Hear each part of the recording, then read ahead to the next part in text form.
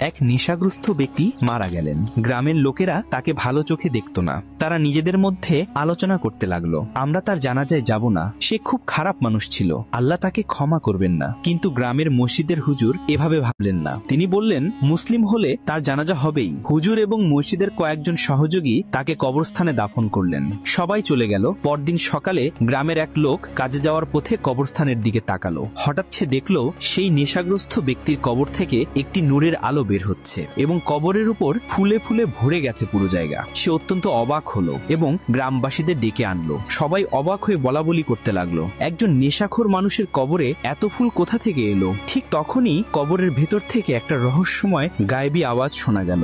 এই মানুষটি যখনই কোনো ভুল বা গুনাহ করত, সেই মুহূর্তেই সে আল্লাহর কাছে ক্ষমা চাইতো, আর আল্লাহ দয়ালু, আল্লাহ তাকে ক্ষমা করেছেন। তাই তার কবরকে জান্নাতের বাগান বানিয়ে দিয়েছেন। বন্ধুরা, এখান থেকে আমরা বড়